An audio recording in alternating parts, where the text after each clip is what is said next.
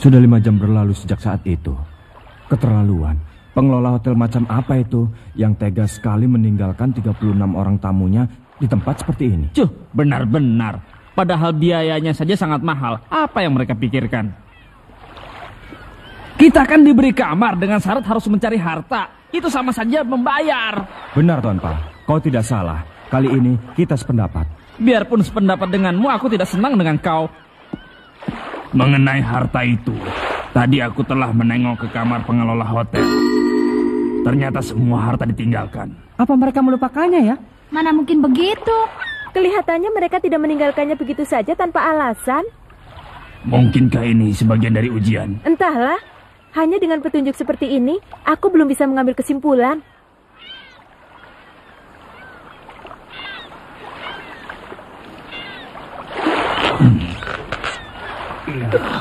Kakak, jadi siapa yang akan membuatkan makanan untuk kita? Tentu saja orang yang bisa masak. Memangnya di antara kalian ada yang bisa memasak? Jadi kita akan mati kelaparan di pulau yang terpencil tengah lautan ini. Tenanglah sedikit. Kalau masalah makanan, kalian bisa menangkap ikan. Lagi pula permasalahannya adalah apa yang kita lakukan. Hei, lihat ke sini.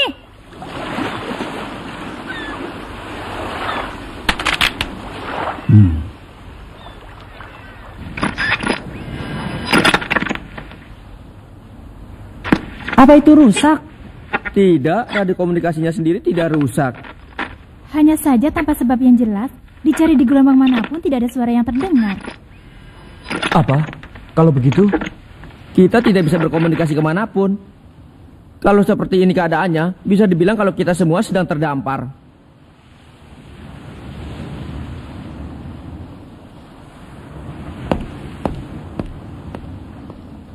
Hah? Apa kau tidak mendengar bunyi aneh barusan? Tidak aku dengar. Begitu. Diam begini pun tak ada gunanya. Bagaimana kalau sekarang kita berpencar untuk mencari apapun yang bisa dijadikan petunjuk? Aku setuju, ayo kita mulai. Tolong kau coba lebih lama lagi. Ya baik, aku mengerti.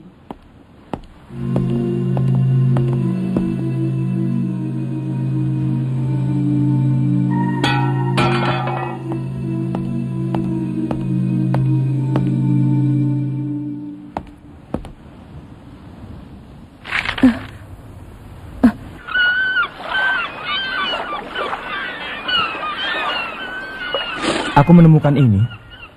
Kompas? Iya. Lalu anehnya jumlahnya cukup buat kita semua. Kalau aku menemukan peralatan ini. Saat memeriksa kamar pengelola, aku menemukan kertas ini. Apa itu? Yang ini adalah Pulau Gunkan, tempat kita sedang berada sekarang. Dan ini adalah arah menuju Pulau Zebil. Hah, mereka pergi sambil meninggalkan benda seperti ini. Tak salah lagi, ini pasti bagian dari ujian. Maksudnya kita disuruh pergi. Kalau begitu ayo kita pergi ke Pulau Zebil itu. Untungnya saat ini kondisi laut sedang begitu tenang. Kukira tak akan semudah itu pergi ke sana. Memang dengan adanya peta dan kompas kita bisa mengetahui arah ke Pulau Zebil, tapi kita tak tahu jaraknya. Apa maksudmu? Memang kondisi laut begitu tenang, tanda-tanda badai juga tak ada. Tapi kalau kita tidak tahu berapa jauh jarak menuju Pulau Zebil, kita tak tahu harus menyiapkan persediaan makan untuk beberapa hari. Begitu juga dengan air minum.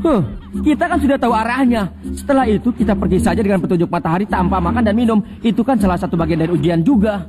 Kalau hanya dengan persiapan seperti itu terlalu berbahaya. Lagi pula apa kalian sudah lupa kalau ujian hunter itu dipenuhi dengan jebakan? Kalaupun memang benar ini ujian, bisa jadi peta ini pun merupakan jebakan. Hai Kurapika, apa kau tidak terlalu berlebihan? Menurutku tidak salah lagi kita disuruh datang ke Pulau Zebil. Bukannya aku terlalu berlebihan, tapi hanya saja menurutku lebih aman kalau kita menunggu sampai malam agar bisa sekali lagi memperkirakan arah dan posisi yang benar dengan petunjuk bintang. Harus menunggu sampai malam, mana bisa santai. Ya, aku sependapat dengan Kurapika. Lebih baik kalau kita waspada. Biarpun besar kemungkinan kalau ini adalah ujian, tetapi karena kondisinya berbeda, maka lebih baik kalau kita semua bisa bekerja sama. Yang benar saja. Sudah pasti ini adalah ujian. Bahkan bisa jadi batas waktunya. Aku kurang suka dengan kata-katamu yang bisa memancing kecemasan peserta lain. Memangnya apa yang sudah kau temukan? Aku telah melihat air dalam tangki. persediaan air minum sudah hampir tidak tersisa. Kalau terlalu bersantai-santai, nanti kita semua bisa mati kehausan. Dengar ya, seharusnya kita bisa tinggal di pulau ini selama 3 hari. 1 hari sudah kita habiskan untuk mencari harta, sisanya tinggal 2 hari. Kalau melihat dari itu, maka ini berarti bahwa Pulau Zebil itu bisa dijangkau dalam waktu kurang dari 2 hari. Oh begitu ya? Kakak, ini gawat. Bukan saatnya untuk memikirkan makanan. Ayo, kita ke kapal. Hei, sudah jelas kita harus ke Pulau Zebil. Tunggu. Kalau kita harus bertindak dengan lebih waspada. Itu memang benar, tapi kan... Aku juga mau ke Pulau Zebil. Selamat tinggal.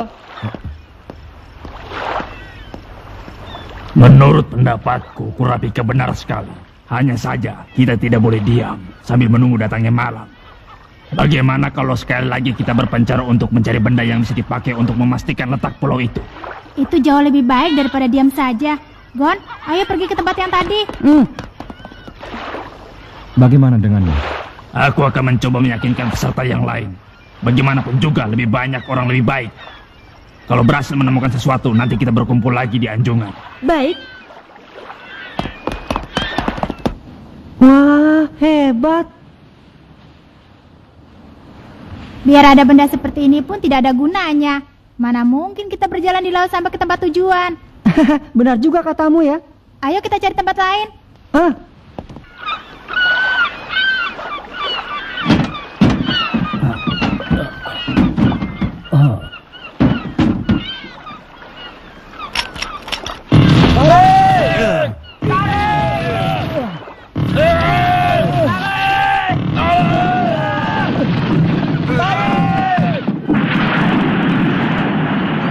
Kita berhasil. Bagus sekali. Sekarang kita tambah lubangnya. Tunggu. Berpikirlah dengan kepala dingin. Kalian tidak bisa mengerti. Terlalu bahaya berangkat sekarang. Jangan congatur botak. Iya. Jangan ikut campur. Dasar. Capek. Bagaimana perkembangannya? Masih belum bisa. Aku menyerah. Bisa jadi ada badai yang akan datang sehingga tekanan udara berubah dan itu mempengaruhi kondisi gelombang radio. Kita benar-benar tidak tahu apa yang akan terjadi. Hei, jangan bikin panik begitu. Aku tidak ingin menghadapi badai di tempat seperti ini. Bagaimana?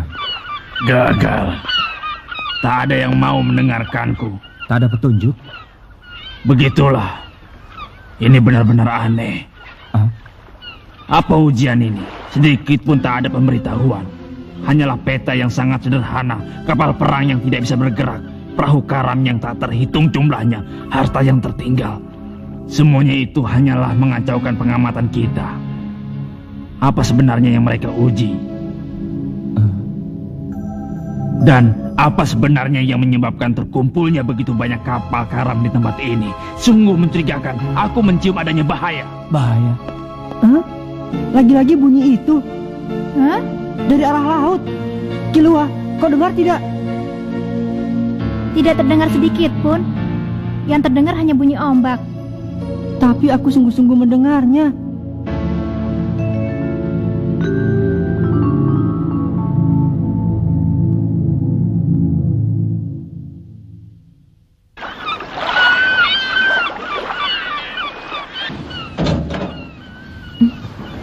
Hanso, bagaimana?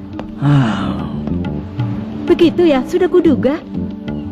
30 orang lebih yang masih tersisa saat ini, semuanya adalah orang-orang tangguh yang telah berhasil melewati berbagai ujian dengan bergantung pada kekuatan dan pengetahuannya masing-masing. Pasti mereka tidak akan semudah itu mau mendengarkan kata-kata orang lain. Apalagi kalau harus bekerja sama. Tapi kalau benar ini adalah ujian, hal seperti itu akan bisa mengundang kematian. Dan aku tidak ingin itu sampai terjadi. Aku juga sependapat denganmu. Biarpun aku tidak bisa menjelaskannya, tapi insting ninjaku mengatakan begitu. Tapi kita harus bagaimana? Tak ada seorang pun yang percaya dengan insting ninjaku. Memang, semua hal yang bisa kita lakukan telah kita lakukan. Kalau terus dengan cara begini, waktu akan terus berjalan. Mungkin kita memang harus melakukan sesuatu. Kurapika, ada satu hal lagi yang mengganjal pikiranku. Ini pun adalah instingku sebagai ninja. Perasaanku tidak enak mengenai laut ini. Semakin lama semakin tidak enak. Mungkin terjadi sesuatu. Bisa jadi justru itulah yang akan menjadi ujian yang sebenarnya. Sepertinya para peserta yang masih ada di sini juga merasakan hal yang sama, Kurapika. Lalu sebelum terjadi sesuatu, hanya ada satu hal yang bisa kita lakukan. Apa yang bisa kita lakukan? Itu adalah kita menentukan siapa pimpinan kita. Oh.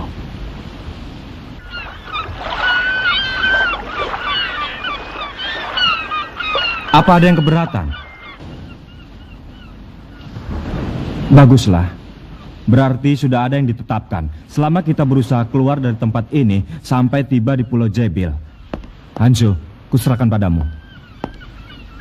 Sebenarnya aku tidak bermaksud menjadi pemimpin.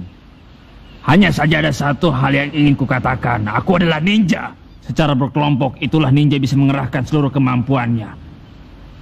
Di negaraku itu disebut keselarasan. Ini adalah kesempatan untuk menguji keselarasan itu. Kumohon kerjasama kalian. Kata-katamu bagus. Tapi apa yang dimaksud dengan keselarasan ninja? Keselarasan.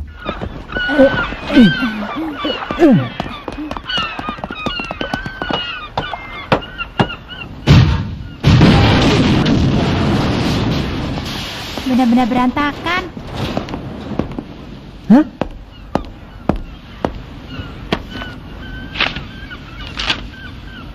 Kilua, lihat ini.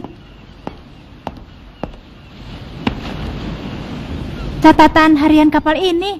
Bagus. Penemuan yang hebat, Gon. Ini bagus, Kak. Ya, ini harta yang lebih bagus dari apapun. Iya, kita akan lebih mudah.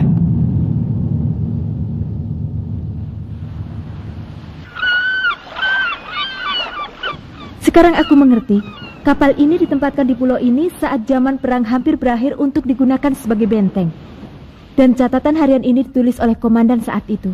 Lalu apakah di situ tertulis mengenai Pulau Zebil?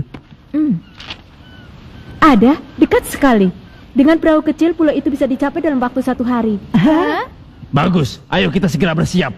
Ini Ponsu, terjadi perubahan di radio komunikasi. Sekarang terdengar bunyi gangguan gelombang. Sepertinya sedang terjadi ketidakstabilan di atmosfer.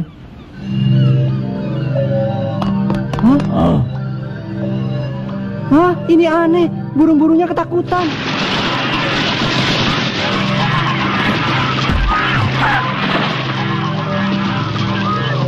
Itu.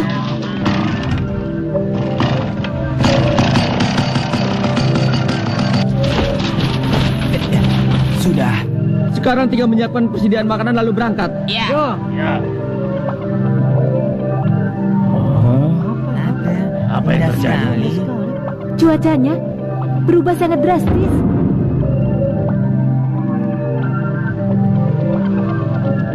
Jadi begitu ya. Penyebab radio komunikasi itu tidak bekerja karena sejak pagi tidak mungkin sebelumnya telah terjadi perubahan dalam suhu udara. Dan sekarang menjelang senja, posisi matahari berubah sehingga kondisi udara yang tidak beres itu jadi bisa terlihat oleh mata telanjang.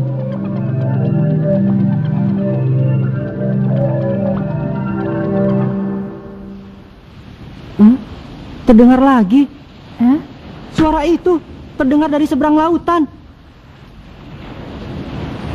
Dan suaranya semakin mendekat. Benarkah semua itu, Gon? Terdengar. Biarpun samar-samar, Gon. Aku bisa mendengarnya. Di siang hari tadi suaranya jauh lebih kecil. Tapi Tanggal 4 Juli telah terjadi kekacauan pada gelombang radio karena terjadi perubahan cuaca. Dimulai persiapan untuk meninggalkan tempat ini. Seluruh anggota pasukan meninggalkan benteng ini pagi-pagi untuk mengungsi.